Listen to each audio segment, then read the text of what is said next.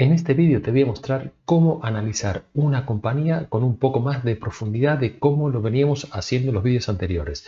Es decir, en vez de centrarnos solo en los datos financieros, también vamos a tratar de averiguar cómo se compone y cómo funciona el negocio que hay detrás de una compañía. Efectivamente no vamos a ver todo porque si no sería un vídeo larguísimo, pero te voy a dar los tips para que puedas aplicar estos tips con tus compañías favoritas y puedas entender un poco más del negocio subyacente que hay cuando compras una acción. En este vídeo, por tanto, vamos a analizar Starbucks. Te voy a explicar cómo conseguir la información, te voy a explicar por qué se pegó ese batacazo en bolsa. Vamos a tratar de determinar si es una buena idea de inversión o no y, por supuesto, ¿cuánto valdrá Starbucks dentro de 5 años? Bien, chicos, para conseguir la información de una compañía, en este caso, como vamos a analizar Starbucks, es una compañía estadounidense, la mejor web que hay es la página web de la SEC. Entonces aquí, por ejemplo, vamos al buscador, tecleamos el ticket de Starbucks, que en este caso es SBUCks, y para entender un poco lo que hay en el negocio, pues nos vamos al informe anual que es el 10K, ¿vale? Entonces, pues entramos aquí, nos vamos al 10K. Este documento tiene una serie de ítems. La parte donde explica a qué se dedica el negocio es la parte donde pone business, ¿vale? Entonces, bueno, pues aquí en esta parte de business os describe qué es lo que hace la compañía, cómo genera dinero y demás. Está muy bien que os lo leáis todo, pero lo básico que hay que leer para entender un negocio es la parte de business. Además de eso tenéis las presentaciones que hacen las propias compañías. Entonces, por ejemplo, volviendo al caso de Starbucks, ponemos Starbucks Investor Relations y esto nos va a mandar a la web de Starbucks, a la parte de relación con inversores, ¿vale?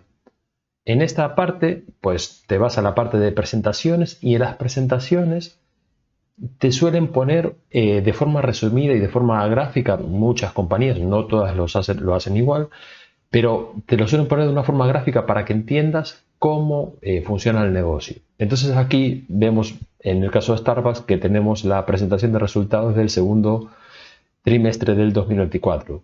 Tenemos aquí la transcripción, tenemos el Earnings at a Glance, que bueno, esto es una cosa que hace Starbucks, pero te lo pone de forma que lo puedas ver de una forma gráfica. Aquí tenéis el Earning, que este lo usamos para hacer la presentación que luego os mostraré. Otra parte que es muy importante investigar en una compañía es el equipo directivo. Entonces, una forma que es relativamente sencilla es iros a la página de la SEC y descargaros el informe proxy de la compañía. En este informe proxy, o sea, aquí es donde fuimos antes, que nos descargamos el 10K, que es el informe anual. El informe proxy brinda información acerca del equipo directivo. ¿Qué lo compone? ¿Qué salario tiene? ¿Cuántas acciones tienen? Etcétera, etcétera. Es muy importante también leerlo para ver si tienen un salario decente o es un salario que es excesivamente desorbitado, para ver si tienen acciones y la cantidad de acciones que tienen pues te dan pistas de si ese equipo directivo está alineado con los intereses de la compañía. Es decir, si un equipo directivo tiene muchas acciones cada uno de sus miembros, pues es evidente que es un equipo directivo que confía en la compañía.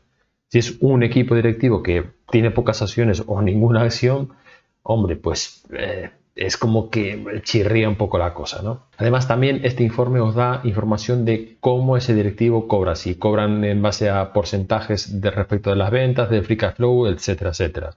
Y es evidente que nos interesa que una parte del salario de ese equipo directivo pues sea dependiente del crecimiento de la compañía. Una forma fácil también de investigar el equipo directivo es irse a Market Screener. Aquí, por ejemplo, si buscáis Starbucks, en este caso, vale, os vais a empresa y en la parte de empresa aquí veis los directores, ¿vale? Entonces, por ejemplo, el Narishman este, que es el CEO de la compañía, vamos a ver qué información nos da esta parte. Y aquí vemos el perfil del CEO de la compañía, que es Laxman Narishman. Y fijaos, por ejemplo, para el caso de Starbucks, que tiene 36.000 acciones por un valor de 3 millones de dólares. Vale, pues esto nos da una idea de que este señor, bueno, está un poco alineado con los intereses de la compañía. Si no, pues no tendría nada. Y también nos da un poco el historial de donde estuvo trabajando este hombre. Bien, vamos a analizar Starbucks. Entonces, fijaos el rendimiento que tuvo Starbucks a lo largo de la historia desde que salió a bolsa. Es un rendimiento del 10% anualizado. Y esto, bueno, pues se ve un poco mermado por estas correcciones que hubo aquí a partir desde el 2021 aproximadamente. Pero aún así es una compañía absolutamente brutal. Fijaos que tienen planeado crecer en tiendas para el 2030 de pasar de las 38.000 que tienen en la actualidad a 55.000. Eso es casi hacer un por dos del número de tiendas que tienen. Fijaos que tienen un ROI del 33% en la actualidad y esta compañía retorna valor al accionista en forma de reinvertir en su propio negocio, en forma de recompra de acciones y en forma de dividendos. Y la forma en que nos interesa a nosotros que nos retorne valor como accionistas es justamente ese orden, que reinviertan en su propio negocio, si no puede reinvertir más en su propio negocio, que recompre sus propias acciones, y si ya no pueden recomprar más sus propias acciones, como es por ejemplo el caso de Apple, que no, o sea, aunque recompre acciones, pues ya llega un momento que es brutal, tienen que empezar a pagar dividendos, ¿vale? Entonces, bueno, pues ese orden es el que nos interesa a nosotros. Entonces, la directiva, pues en ese aspecto lo hace muy bien. Fijaos que es una empresa que es muy grande y es muy difícil competir contra esta empresa. Y además de que esta empresa pues tiene un bien que es intangible, que es la propia marca. Es decir, los clientes que consumen el café de Starbucks siempre van a seguir consumiendo el café de Starbucks, ¿vale? Y eso es porque, bueno, pues de alguna manera pudo fidelizar a esos clientes y también eso viene dado un poco por la calidad de los productos que ofrece la compañía, que era lo que os ponía aquí. Esta compañía salió a bolsa en esta compañía salió a bolsa allá por el año 1992 y ha multiplicado su valor desde que salió a bolsa por 170 veces aproximadamente. Nada, y como puse antes, pues tiene 38.000 tiendas y además está presente en 80 países. Más o menos de estas 38.000 tiendas, 18.000 están solo en Estados Unidos, el resto están repartidas por el mundo. Fijaos que además Starbucks funciona como un modelo de franquiciado, ¿vale? Por ejemplo, el 81,9% de las ventas viene de su propio negocio, el 12,7% de los franquiciados, es decir, de aquella franquicia que cobra al que le alquila el local, y el 5,4% de los productos que vende fuera de sus establecimientos, ¿no? Es decir, probablemente si tienes una cafetera tipo Nespresso o de este estilo, seguramente que habrás visto las cápsulas de Starbucks. Bueno, pues son ese tipo de productos, ¿vale? Vale, bueno, y esto está quitado pues de los earnings que ya como os expliqué al inicio del vídeo, lo podéis quitar de la relación con inversores, ¿vale? Entonces, bueno, pues aquí tenéis la información desglosada, que es donde saqué esto de aquí. Fijaos que el número de tiendas también sale de aquí. Aquí tenéis las compañías, las tiendas que están en Estados Unidos y estas son las que están de forma internacional, ¿vale? Las Licensed Stores son las franquiciadas y las otras son, bueno, son las compañías propias de Starbucks. Entonces, ¿cómo funciona el modelo de negocio de Starbucks? Bueno, pues abre locales y vende cafés, básicamente. Pero bueno, no solamente vende café, sino que vende bebidas preparadas, o sea, batidos y todo este tipo de cosas, refrescos y todo esto, que es lo que se ve aquí. Y también vende comida fresca, sándwiches y este tipo de cosas, que es lo que vemos aquí.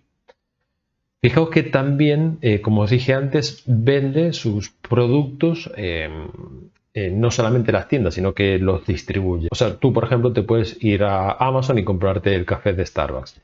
Y fíjate lo que vale el café de Starbucks. Estos son 6 paqueticos de 200 gramos. Lo que te estás gastando ahí, pues unos 25,52 dólares. Fíjate que si tú tomas café y vas al súper a comprar café, pues esto en un café normal, pues serían unos 6-7 euros un kilo de café. Pues mira lo que vale el café de Starbucks. Entonces eso es lo que tiene la compañía.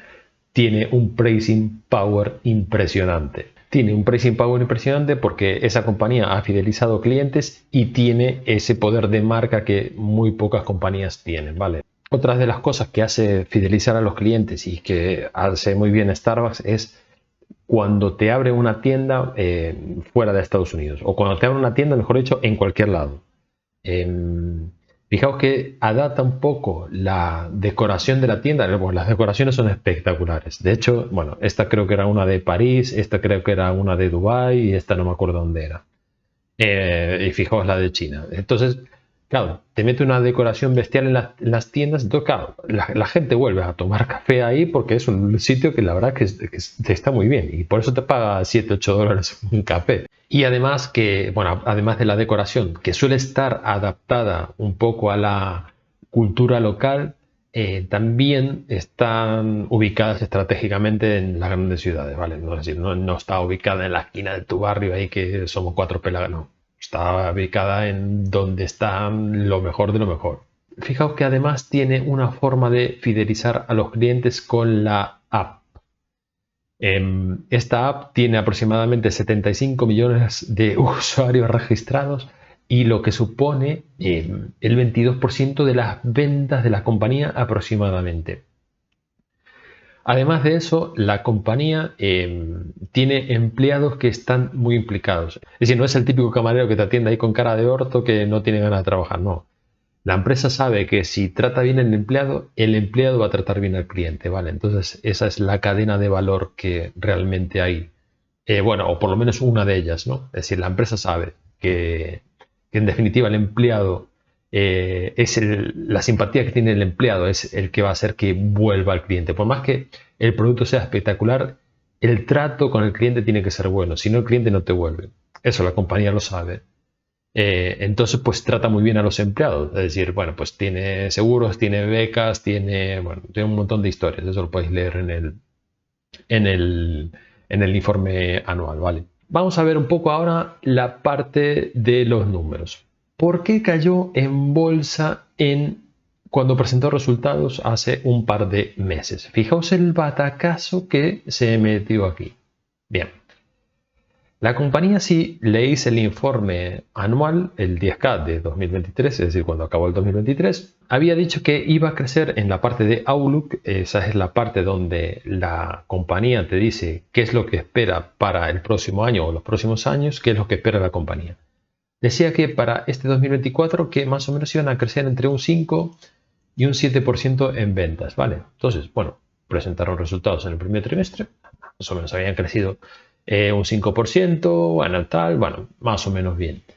Pero cuando presentó resultados en el segundo trimestre, la compañía pues presentó que había decaído las ventas comparables un 4%. Entonces, claro, eso, cuando tú dices, voy a crecer entre un 5%, entre un 5 y un 7%, y en la primera de cambio me dices, no, decrecí un 4%, claro, eso el mercado se lo toma muy mal.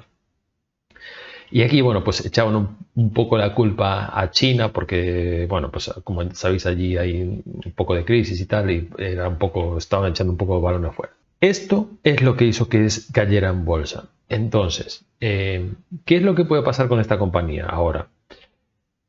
Ahora hay que ver la siguiente presentación de resultados. Si la siguiente presentación de resultados te dicen, bueno, pues hemos vuelto a la senda del crecimiento y hemos crecido pues un 5% y te dicen, bueno, y esperamos que el siguiente trimestre crezcamos más o menos entre un 5, un 4, un 3, pero que por lo menos crezcamos, va a ser que este precio suba, ¿vale?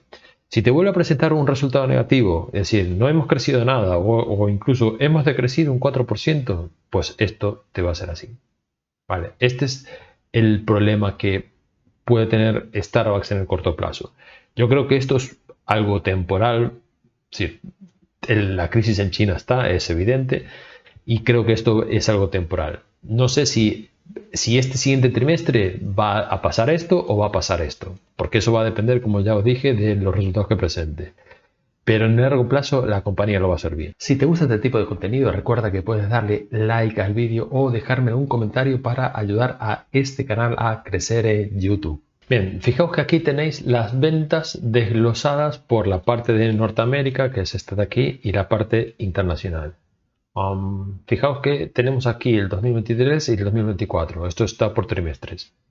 Entonces, bueno, pues tenemos aquí pues el decrecimiento que tuvo, ¿vale? Entonces, eso lo que produjo es que, bueno, pues las ventas te decayeran, que se comprima un poco el margen operativo y el beneficio operativo. Y pues en la parte internacional, aquí donde entra China también, bueno, pues también se comprimieron. Vale, y también, bueno, pues es evidente que ese margen operativo, el margin EBIT, pues también se comprimió. Bien, entonces vamos a ver cómo se comportaron las ventas y un poco los números que tiene Starbucks, ¿vale? Entonces, fijaos que las ventas más o menos vienen creciendo a un 7,4% anualizado. Esto ya teniendo en cuenta las estimaciones para el 2025-2026. Bueno, aquí tenemos esa compresión que os conté, que os contaba en la página anterior. Pero bueno, fijaos que más o menos esta compañía crece en ventas a un 10%, más o menos. Pues puedes tener algo aquí que fue un poco excepcional, porque aquí se habían comprimido muchísimo, por lo que ya sabemos todos, ¿no? Entonces, bueno, pues aquí ese crecimiento pues, fue desmesurado un poco por la corrección de esto. Pero fijaos que, bueno, más o menos viene entre un 10%, un 8-10%. Fijaos el margin EBIT que tiene esta compañía, que es más o menos de un 16%, está muy bien ese margin EBIT. Y fijaos que el beneficio, pues el EPS viene creciendo a un 10% anualizado.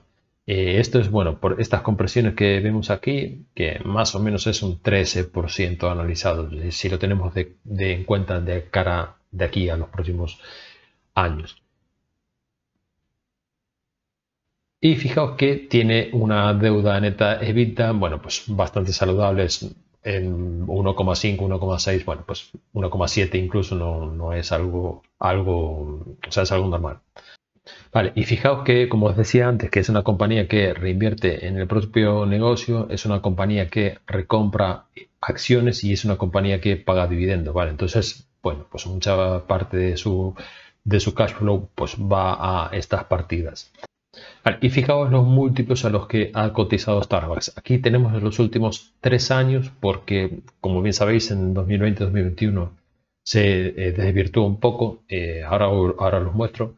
Pero bueno, más o menos es a lo que la vamos a estimar de aquí a futuro. Fijaos que más o menos es a un PER de 26 veces, EV/EBITDA de 18 y EV/EBIT de 22. Fijaos que si nos vamos un poco más atrás, bueno, más o menos es eso, pero aquí nos desvirtúa mucho, pues porque aquí, bueno, ya sabéis que hubo bastante euforia con esto y además a esta compañía le había caído los beneficios ese año, pues entonces daban los múltiplos súper disparados y claro, eso no es real. Bien, chicos, antes que nada recordar que este contenido es con fines educativos y que no es un consejo de inversión y es para que vosotros aprendáis a escoger vuestras propias acciones. Como os dije, actualmente Starbucks cotiza a 79,90 y vamos a estimarla, bueno, pues un poquito más conservadores, a PER 25, EV Free Cash Flow de 25, EV EBITDA de 18 y un EV EBIT de 22. Esto nos da de media o sea, esto nos da, mejor dicho, que en la actualidad tenemos que la compañía tiene un valor intrínseco por EV Free Cash Flow de 85,57 dólares, por lo que estaría cotizando por debajo de su valor intrínseco. E incluso si hacemos la media también de todos los múltiplos, también está cotizando por debajo de su valor intrínseco. Y que para finales de 2028, por EV Free Cash Flow, esta compañía costaría 131 dólares de valor intrínseco y la media sería de 150 dólares. Fijaos que el crecimiento en ventas que le pusimos es un 8 y pico, esto está redondeado. El margin EBIT es un 16, el tax rate, bueno, que es el que sale en ticker, y una recompra de acciones de al menos 2%, que es más o menos lo que viene recomprando la compañía. Esto nos da que efectivamente que para el año 2028 va a costar 150 dólares la acción de valor intrínseco, lo que es un retorno del 13% anualizado. Y si miramos por EV Free Cash Flow sería un 10% anualizado. Esto es en el caso de que esperemos de que la compañía vuelva un poco a la senda del crecimiento, al crecimiento normal de la compañía, que será ese 8% en ventas que veíamos. Pero ¿qué pasa si, o sea, pero daos cuenta de que este es un negocio que tiene bastante calidad y si la compañía efectivamente puede retomar un poco esa senda del crecimiento, el mercado es probablemente que te pague. A lo mejor un 30 pues sería, bueno, sería un poco optimista, pero un 27 o un 28 te lo paga seguro, si vuelve a ese crecimiento.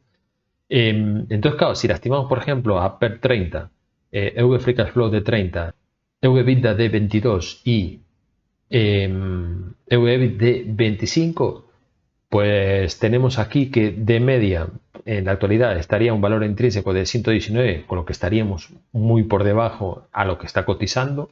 Y para que dentro de 5 años, a finales de 2028, tendríamos un valor intrínseco de 180, lo que si esta premisa se cumple sería un retorno del 18% analizado, lo que no estaría nada mal si efectivamente se cumple ese supuesto. Fijaos que aquí no estamos tocando, no hemos tocado nada de los márgenes, o sea, simplemente estamos jugando un poquito con los múltiplos.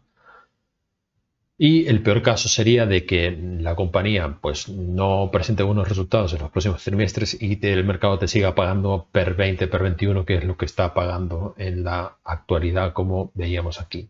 Entonces, bueno, pues ese va a ser un rendimiento bastante mediocre en la compañía, como te puedes estar imaginando.